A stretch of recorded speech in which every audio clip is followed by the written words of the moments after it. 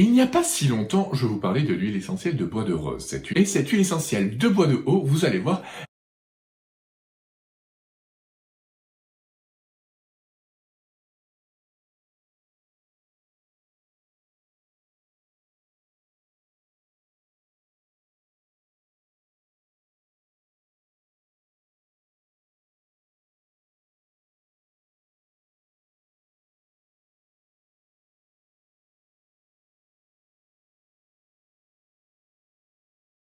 elle est super pratique, vous devez absolument l'avoir dans votre trousse d'aromathérapie parce qu'elle sera super pratique et pour vous sauver la mise dans plein de situations différentes. Coucou tout le monde, comment ça va bien? Bienvenue sur Phytorésis, c'est Laurent. Avant de commencer, merci pour tous ceux qui sont là, merci de me regarder, ça fait plaisir, je suis content d'être chez vous et vous chez moi. Et après ces retrouvailles, je ne pourrais que vous inviter à vous abonner, à liker, à partager cette vidéo si elle vous plaît, à la commenter si vous avez des choses à dire et si vous avez des questions à poser, et surtout, n'oubliez pas de vous abonner et d'appuyer sur la petite cloche pour ne louper aucune de ces vidéos qui font tellement de bien. N'oubliez pas non plus de jeter un petit coup d'œil dans les descriptions, juste en dessous, là juste en dessous, pour récupérer gratuitement mon e-book sur les premiers pas à faire et les bêtises à ne pas faire quand on commence avec les huiles essentielles.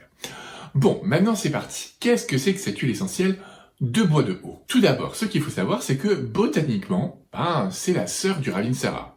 Seulement, le Ravinsara s'est dit, ouf, moi cet endroit-là, ça me plaît pas beaucoup, je préfère les latitudes plus au sud, une température plus tempérée, des ambiances plus sympas, plus jungle. Donc moi, je me barre à Madagascar. Et le bois de haut s'est dit, lui, oh, moi j'adore tout ce qui est asiatique, la muraille de Chine, cette culture extraordinaire, même manger, ils mangent super bien. Donc moi, direction la Chine. Et donc voilà, donc en fait, comme elles sont de deux localités géographiques complètement différentes, on va avoir des huiles essentielles complètement différentes. Et en fait, ce qu'il faut aussi savoir, c'est que chimiquement, par contre, c'est la sœur jumelle du bois de rose. Donc c'est pour ça que vous allez l'utiliser et que vous devez l'utiliser à la place du bois de rose. Du coup, forcément, vous allez retrouver des grandes similitudes au niveau des propriétés de cette huile essentielle de bois de haut. Cette huile essentielle est particulièrement intéressante pour gérer les infections virale et bactérienne, elle est vraiment très costaud là-dessus, donc ça pourrait être très bien pour des bronchites, pour un arbre respiratoire infecté, pour les débuts, les premiers symptômes qui apparaissent, donc là ça sera très bien de réagir vite. Vous pouvez l'utiliser aussi pour une otite, ou encore on pourra l'utiliser pour une petite cystite ou plein de petits problèmes dermato, comme des abcès, comme des boutons, comme une plaie qui a du mal à cicatriser.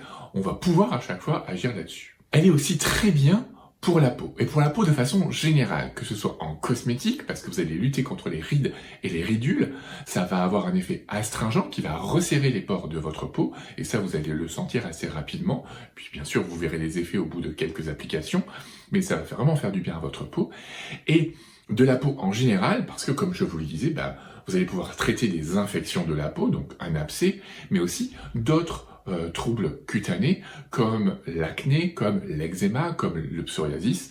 Et là, ça va être super intéressant parce que vous allez réguler la prolifération des kératinocytes, donc des cellules superficielles de la peau, et vous allez avoir un effet cicatrisant plus actif. Donc ça fait vraiment beaucoup de bien. Et puis aussi, c'est une huile essentielle qui est neurotonique, qui est tonique générale, donc elle donne un coup de boost, elle est antidépressive, elle va vous faire du bien, vous pouvez la respirer, et hop, c'est reparti, un petit coup de fouet, en même temps rééquilibrante. Elle sent bon, c'est assez doux comme odeur, c'est pas très marqué, et ça fait du bien.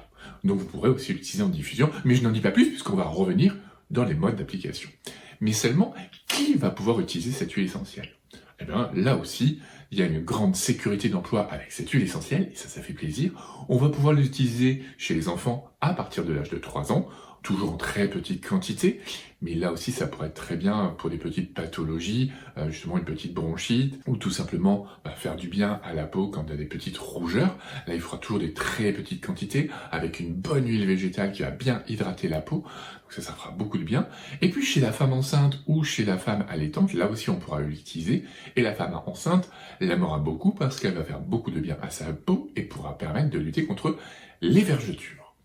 Le petit hic, comme je vous l'avais dit avec le bois de rose, cette huile essentielle c'est pareil, elle est possiblement allergisante, donc préparez-vous, faites un petit test avant de l'utiliser, ça serait dommage que vous soyez tout rouge et que vous vous grattiez partout parce que vous êtes allergique. Et maintenant, voyons voir comment l'utiliser. Ce suspense, alors que je vous en ai déjà dit tellement, donc grosso modo, il ne reste plus rien à découvrir. Mais si, donc vous allez pouvoir l'utiliser en inhalation sèche. Vous allez pouvoir l'utiliser en inhalation sèche parce que elle va vous faire du bien, vous allez être apaisé et en même temps, ça va vous donner ce petit coup de boost. Ça va permettre de vous calmer, de vous reconcentrer, d'être plus efficace. Vous allez pouvoir l'utiliser en inhalation humide parce que justement une petite sinusite, un début de bronchite, ça va faire du bien.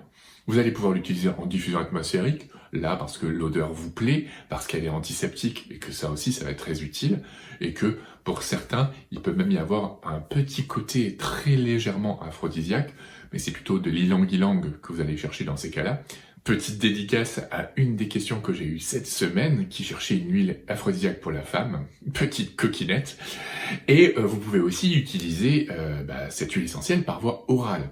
Donc le bois de haut par voie orale, là aussi, vous pouvez le faire quand vous avez une pharyngite, début de bronchite, ou des problèmes de cystite.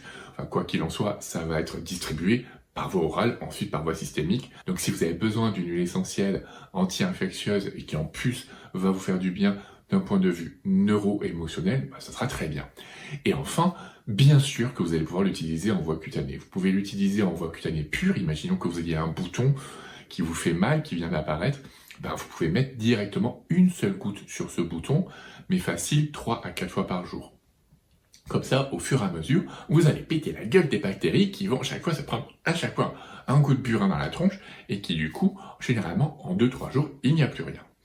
Mais le plus intéressant à chaque fois, c'est de l'utiliser en voie cutanée diluée. En voie cutanée diluée, si on prend le cas de l'acné par exemple, ça va être une très bonne huile essentielle pour lutter contre l'acné. Et donc, je vous donne une petite synergie. Attention, vous êtes prêts? Go, go, go! Allez chercher votre petit flacon de 10 ml et à l'intérieur, on va dire, là, on va faire une petite préparation pour de l'acné sur le visage. Et donc, dans ces cas-là, dans votre petit flacon, vous allez tout simplement mettre 10 gouttes d'huile essentielle de bois de haut et vous allez rajouter 10 gouttes d'huile essentielle de titri. Et tout le reste du flacon, vous allez rajouter de l'huile végétale de jojoba. C'est une cire liquide qui fait énormément de bien, qui régule aussi la sécrétion de sébum parce que c'est en partie ça le problème de l'acné. Et donc ensuite, il vous suffira d'en mettre 2 à 3 fois par jour sur tout le visage. Vous prenez une bonne dizaine de gouttes et vous l'appliquez sur tout le visage. Assez continu, il va falloir le faire au moins sur 3 semaines, 1 mois. Et ça, vous le faites 5 jours sur 7. Vous pourrez le faire peut-être plus longtemps. Et après, vous aurez besoin juste de faire des piqûres de rappel. Ça va faire du bien. Vous allez voir que la peau va mieux se régénérer, qu'il y aura de moins en moins de boutons. Après, ça dépend toujours du type d'acné. Parce que vous avez plein de types d'acné différents. Vous avez des acnés qui sont vraiment très infectieux, avec des boutons un peu purulents. Vous avez d'autres types d'acné qui sont plus,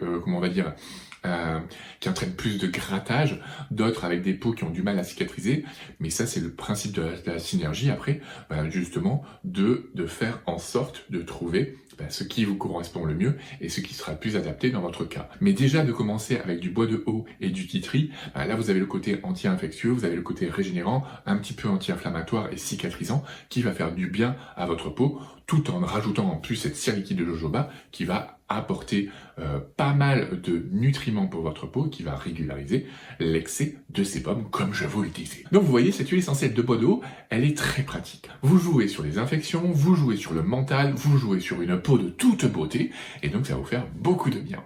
Voilà, dites-moi en commentaire si vous l'avez déjà utilisé, et si je vous ai persuadé que c'était une très bonne huile essentielle. J'espère que cette vidéo vous a plu. Moi, je vous dis à très bientôt, et d'ici là quoi? Portez-vous bien!